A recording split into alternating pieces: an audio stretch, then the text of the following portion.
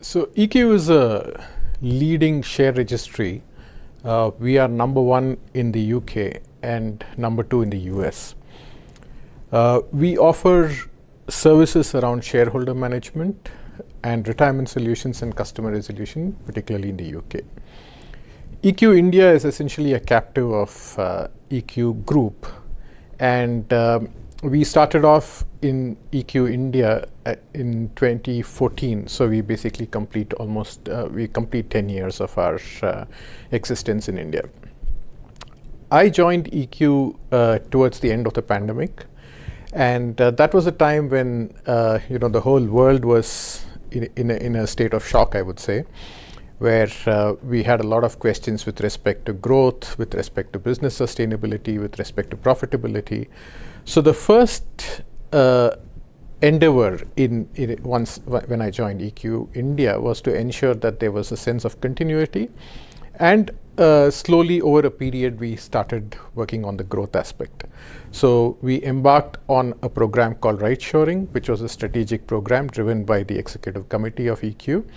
And that was the program that we rolled out over the next 2 to 3 years.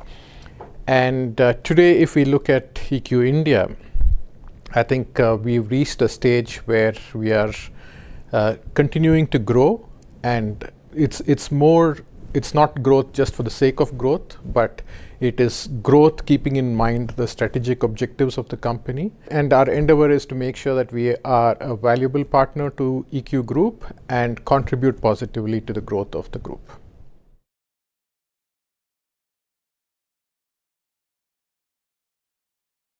We started off in 2014. EQ had outsourced some of our services around our business operations and technology to some of the larger IT services organizations. In 2014, it was felt that EQ should insource these services, primarily because being in the securities industry, we are heavily governed by the laws and compliance rules of the SEC, FCA, the GDPR, and so on. And with the benefit of hindsight, I believe it was probably the right decision.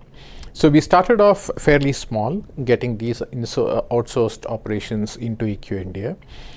And over a period, we started adding services into EQ India. For example, we started off the financial shared services, which is our internal finance management, then the HR shared services. Then slowly the evolution of business operations began, where we started getting core business operations around shareholder management into India. And of course, tech. India is always known for its tech prowess, and EQ in itself is a fintech, because we are in such a specialized industry that we do not get out of the box solutions. We develop all the solutions that we need to provide services to our clients ourselves. So we have a fairly large tech group, and so tech was a key component of the India operations. Towards the end of 2018, we realized that EQ India is becoming a substantial partner to EQ Group, and hence the second office in Bangalore was set up to ensure we had location to location BCP. The original registered office in India is in Chennai. So we had Chennai and Bangalore acting as the BCP. Post-COVID, we have seen growth across all operations, across all technology, the financial shared services. And one of the most important areas where we have seen substantial growth is also in the retirement solutions, where some of the areas relate to actuarial sciences, and we are seeing a significant growth in that. Recently, we crossed 2,000 colleagues in India, and that's a big landmark for us, which is almost 33% of our global colleague numbers. So so today, if you look at EQ India, I think every aspect of EQ Group has a representation in EQ India. And some of the work that we're doing from EQ India is to ensure that the group is in good hands. For example, we have a process center of excellence based out of India that works on ensuring that we have the right processes across the group, across the US, UK. So all of these areas have seen substantial growth, and we're quite happy with the way EQ India has evolved over the last decade.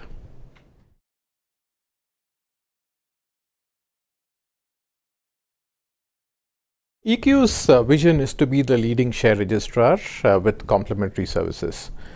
And this is the vision across EQ, and every colleague who works within EQ identifies with this vision, be it in UK or the US or India. So our vision is a shared vision. There's no differentiation. Hence, alignment of EQ India into EQ Global's vision is automatically there. We also have the right structures. So, for example, anyone who's working out of EQ India is part of the business in which he or she is working. So they know the impact they're making on the overall business. They know the role that they have to perform. And we also know what the client expects out of us, irrespective of where we are in the world. So given that, I think the alignment into EQ's overall vision is very straightforward for us. And if we conduct a poll across EQ India, you would find everybody pretty much saying the same or identifying with the same vision. And over a period, I think given our focus on right shoring and given our focus on having global colleagues, we also had our four values, which are about collaboration, about trust, about improve, and commercial. And these are values that bind us all together. So given the fact that we have these four values and a shared vision, I think EQ India is well aligned with the EQ group.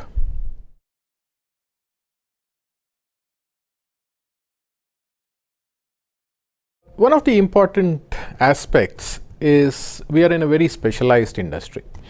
Shareholder management is not something that you would find people doing on a daily basis or other companies in India doing. So what we look for is the right people with the right attitude coming into EQ, and then we run our own skilling program, because it's very difficult to get people off the shelf or from other companies with the skills that we need. So we get both experienced professionals as well as fresh graduates from colleges with the right attitude, and we put them through a fairly rigorous training program. Once the training is completed, we also have a model where once they go onto the floor, we do have coaches and subject matter experts who are there all the time to help them out till they become confident and self-sufficient. And of course, there's a close monitoring on the quality of service and the metrics and so on and so forth. As I had mentioned earlier, we have also started getting actuarial science graduates into the company, because we're working also on the retirement solutions. So here again, our focus is to get the right candidates in and then train them from within. We have a lot of platforms within the organization that we have invested in, which have some of the best courses, some of the best learning content that our colleagues can use. In addition to all of this, we also encourage our employees to take external certifications, which are again things that the costs that we reimburse. So given all of this, our framework is to ensure that once someone comes into EQ, the learning never stops. And it cannot stop, because we are in a fairly dynamic industry with the ground rules changing as well over a period of time. So we need to ensure that we are on top of our game all the time, and our learning and development, our skill development programs ensure that we are continuously on our toes. The key about our business is that we need to create specialists. So we cannot have generalists who know a lot of things about various aspects of shareholder management, but not being specific, because each area is specific in terms of what we do from a shareholder management perspective, and hence we create more specialists than generalists, and that is how our skilling is also oriented.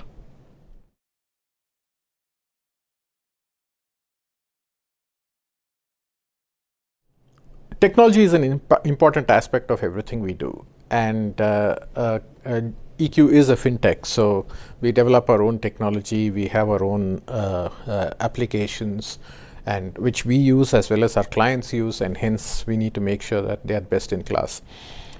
Having said that, since we are in a highly regulated environment, we don't just adopt technology because everyone else is adopting it.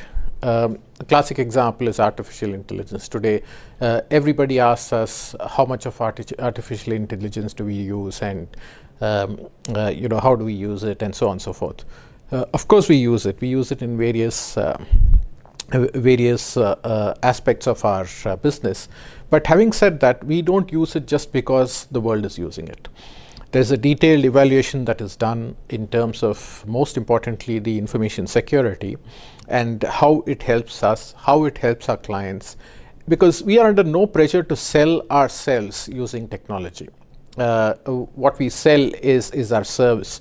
So the technology is an enabler. So from that perspective, we need to ensure that we take the best and the safest technology that works for us, and then implement it to the best of what we need, and ensure that it works in tandem with our services. So that is our approach to technology. And of course, anything that we adopt, we also need to ensure that it passes scrutiny by the authorities, and hence we are very careful about what we do.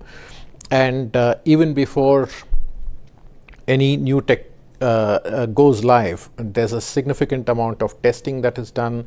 There are a significant number of reviews that are done from all aspects, whether it is security or compliance or code quality and so on. So all of these are taken into consideration before a technology goes live in EQ. I'm assuming it would be pretty much the same across all GCCs, which is probably slightly different from IT services organizations, which probably need more technology generalists, and they would be adopting such technologies faster. Whereas I think most GCCs would work within the framework of their regulations and their own internal needs before they adopt a particular technology.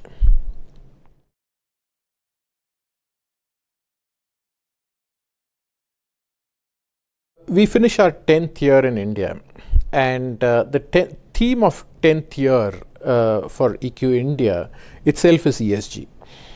We take the environment and sustainability very seriously, because we know that we have to also contribute to the environment. We need to know, we need to ensure sustainability. If you look at our CSR today, we work with a lot of schools, mainly from the underprivileged schools, and our belief is that we actually undertake projects that we implement. So it is not just about giving away the money, but it is actually about ensuring that that money is put to good use, and we are constantly at it ourselves. And our colleagues take great pride at in being part of such initiatives, and we will continue to do the same. Even in our offices, with respect to our environment, we believe in ensuring that our environments are safe, and we are also making changes to get in smart lighting and so on. Food waste is another area that we are concerned about, and hence we monitor that, and we are gradually bringing down food waste within the company. From a governance standpoint, of course, for us, even the global governance is important. So if you look at some of our internal audits, they're probably far more stringent than our external audits, and we conduct internal audits across every one of our processes. So our governance is of the highest standards. From a diversity standpoint, today we are 41% women employees, which we take great pride about. And we continue to focus on ensuring that we have the right set of leaders, and we are focusing on diversity in leadership as well. We launched a program called Empower Her for our women employees, to help them build a career and to enable them to become leaders over a period of time, and hence this was focused mainly on the women leaders in middle management and help them chart a career path to become senior management of EQ. So for us, all of these are in line with our global objectives as well.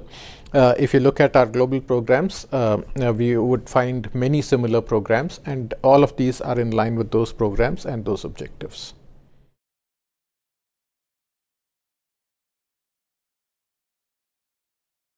Our strength is our people. And hence, any branding that we do is about ensuring people are comfortable, and it is also to attract new talent, some of the brightest talent into EQ India. So, if you look at any of our branding, it is about how we maintain the right environment for people to come in and thrive. Having said that, branding, I strongly believe branding should be just a mirror of what we actually do. And if you look at some of the activities that we have in EQ India, for example, we focus a lot on work-life balance. We focus a lot on mental health. We focus on maintaining the right work environment for our colleagues. There is work plus there's a lot of fun as well. And of course, the compensation package is one of the best in the industry. So it's a combination of all of these. So when we say we want to become an employer of choice, and we want to attract the brightest minds into EQ, it's very important we get all of this right, and it's very important that we only showcase what we do. And that is all our employer branding is all about. We basically showcase what we do.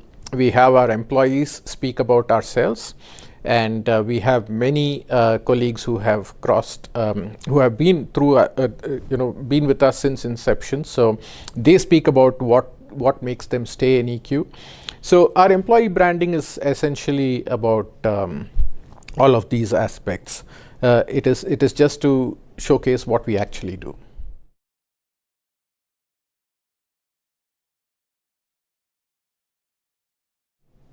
It is absolutely real.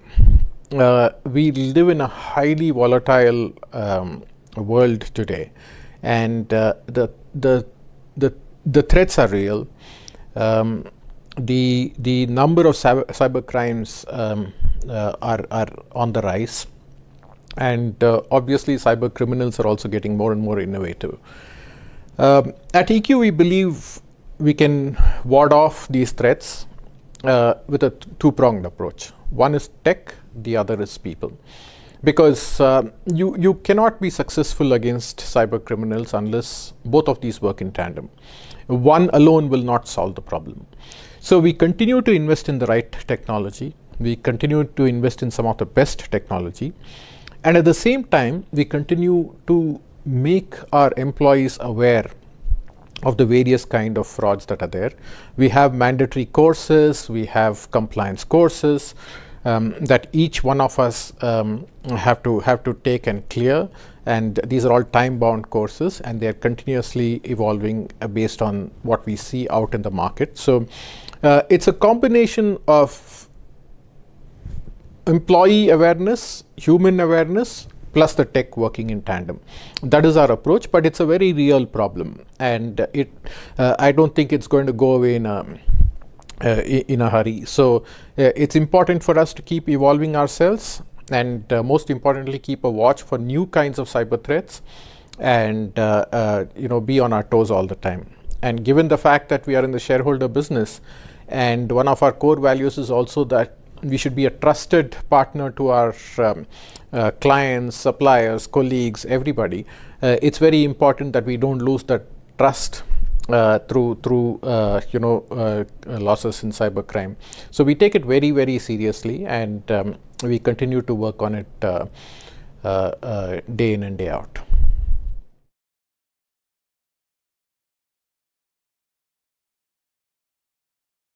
EQ itself if you look at our shareholder management business, is going through a lot of changes worldwide.